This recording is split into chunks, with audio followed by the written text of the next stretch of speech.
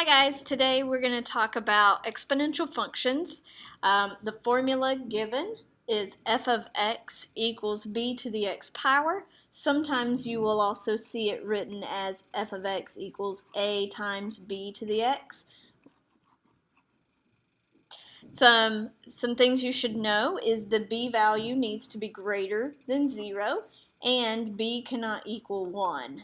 It cannot equal 1 because if you have 1 to some power, 1 to any power is just 1, which would create a constant, so a straight line, and that's not an exponential function. There are two scenarios that you want to pay careful attention to.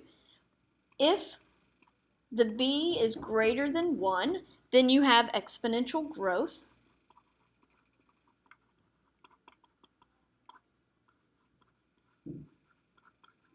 And the function will be increasing as your x values get larger, the y values will get larger.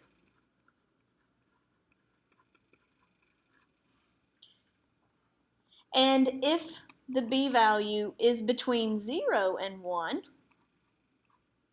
you have exponential decay, and this is when as your x values are getting larger, your y values are getting smaller.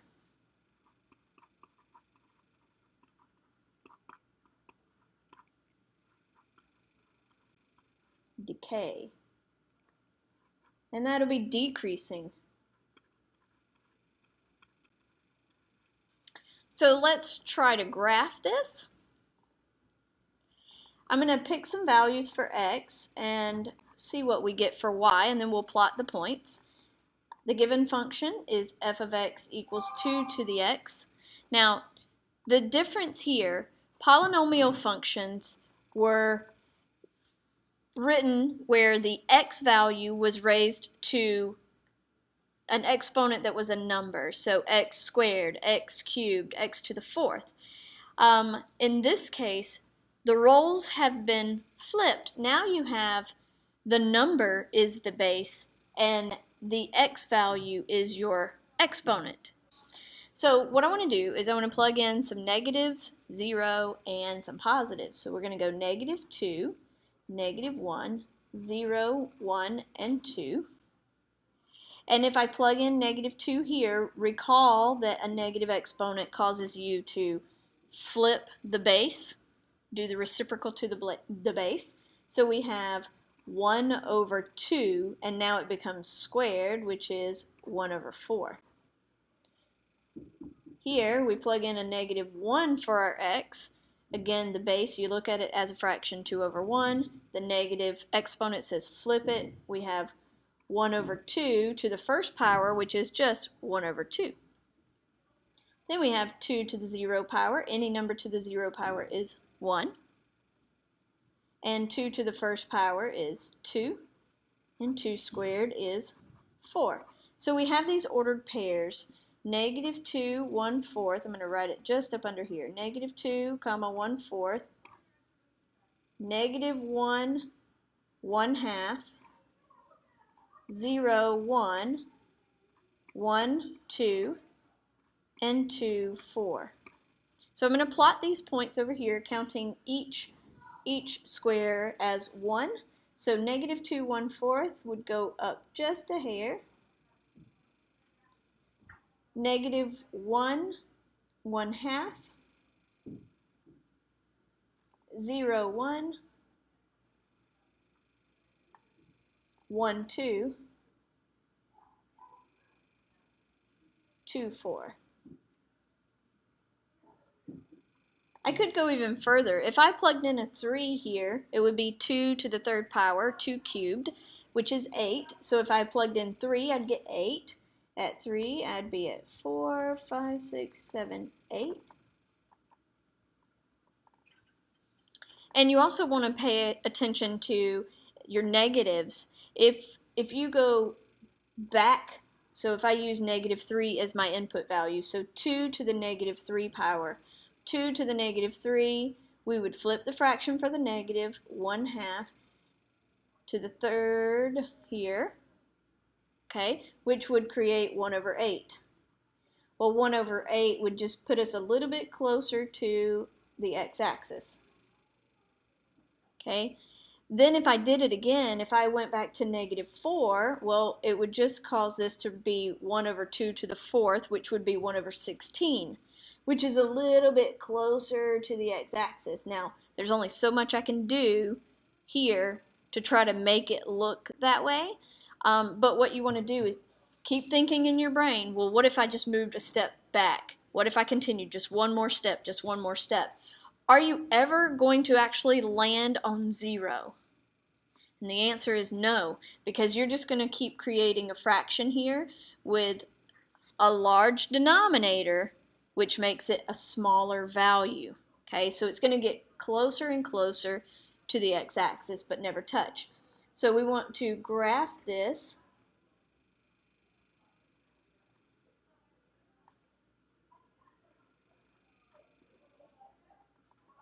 And let's look at it. The b value is greater than 1, so this is exponential growth. And you notice as you move forward or to the right where your x values are increasing, the y values are also increasing. They keep getting larger. All right, so the domain on this, from left to right, the x-axis, you are able to use every value. I can plug in any values in between, whole numbers, integers, anywhere. So all of the numbers can be used. We can write all real numbers, or you could write negative infinity to positive infinity. Whichever way you want to write. You don't have to write both of these, just which one you prefer. All right, the range. We don't use all of the y values in this entire graph and forever and ever. We actually don't use any of the negatives, and we don't even use 0 because our graph will never touch 0, as we just talked about. So from 0 to infinity those are the y values that we use. If you want to write this in set builder notation, you would say y such that y is greater than 0. Okay. The end behavior. Well, as x approaches positive infinity, so as your x values get larger and are moving towards the positive ends, then the y values are going up, up, up, so we go to infinity here. And as the x values approach negative, so as we move x values towards the negative direction, our values are coming down, coming down, coming down, but they're approaching this x-axis here. They're approaching a y value of 0. So they approach 0. The function does. The y-intercept in this problem is right here. That's where it intersects the y-axis. So the y-intercept is 1, or you could write the point 0, 1. And now let's talk about the asymptote. The asymptote is this special line right here.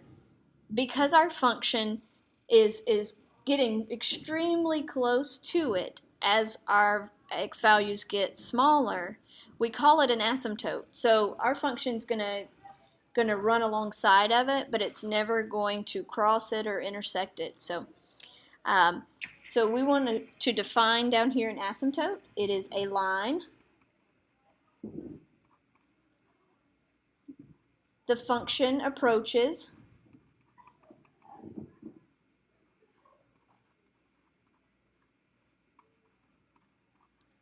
as the x values become increasingly large or small.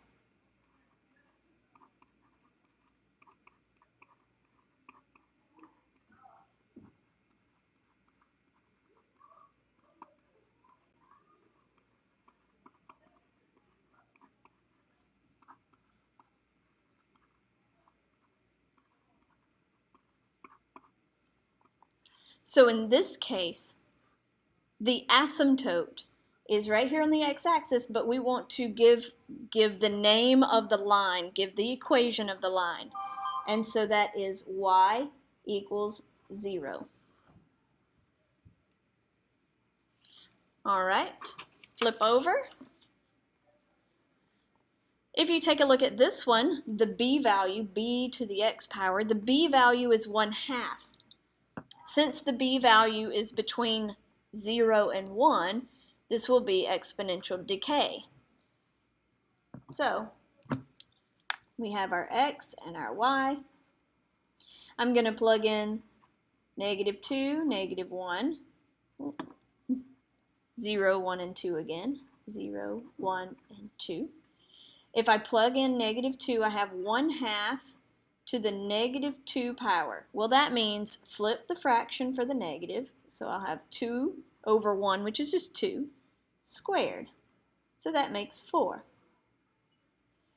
1/2 to the -1 power. Well, the negative exponent says flip it. So 2. And this becomes a positive. So 2 to the first is just 2. Any number to the 0 power is 1. 1/2 to the first power is 1/2. And 1/2 squared is a 1/2 times a 1/2, which is a 1/4. So graph this. We have -2, 4, -2, up 4, 1, 2, 3, 4. If we have -1, we go up 2. At 0, we are at 1. At 1, we're at 1/2. And at 2, we're at 1/4. And again, if I were to start at a smaller value in the negatives, so we have -3 here. If I plugged in -3, I would get 8, because this would say flip it, we'd have 2 cubed. So we're going to go to 8 here. 3, 1, 2, 3, 4, 5, 6, 7, 8. And of course, if I continued going in the positive direction and I did 3, I would have 1 over 8, sorry. 1 over 8, because it would be 1/2 cubed, so 1/2 times 1/2 times 1/2. And again, the same rules apply as last time. It's going to approach the 0, but it's never going to touch.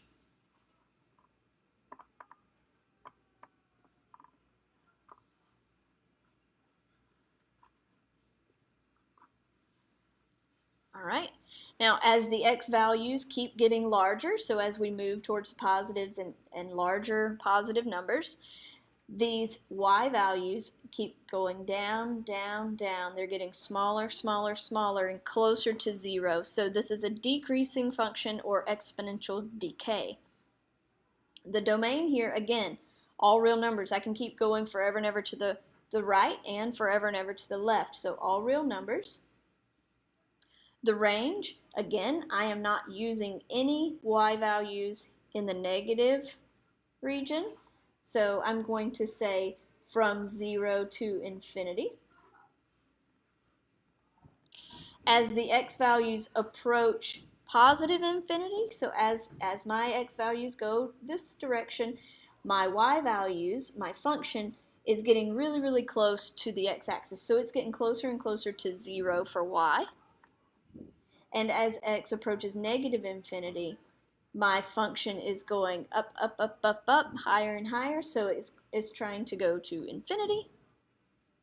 The y-intercept in this problem is still at 1, so I'm going to say 0, 1. And the asymptote has not changed. It's not shifted around any, so we are at y equals 0. All right. And just to make sure that you have this, some examples of growth and decay just without graphing them. If I were to ask you for some examples, you would say f of x, well, if I gave you some examples and I asked you to tell me if it was growth or decay, this is how you would do it. So let's say I have 3 times 1.2 to the x power. Well, this is the b value because it's b to the x power. This is just a number that's waiting to be multiplied, because we know that order of operations says do exponents first. So we would have to know what this is, and we would do this part first. So this is b to the x. The b value is greater than 1. It is 1.2, so this is growth. If I had f of x equals 0.3 to the x power, well, 0.3 is between 0 and 1, so this is decay. if I had negative 1.2 times 4 to the x power. Again, you're focused on the 4 because that's b to the x. So the 4 is growth.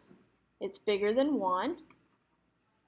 And if I said something like negative 3 times 5 over 2 to the x, be careful with things like when they're written as fractions. You want to make sure that you're using the correct information. Is it greater than 1 or is it between 0 and 1? So in this case, this, if I looked at it as a decimal, is 2.5, so it's greater than 1. So this is growth. Okay, that's all for this introduction. I do have another video that's going to go more into detail about writing exponential growth and decay functions, so make sure that you tune in to that, and then we'll have a practice for homework. All right, see you later.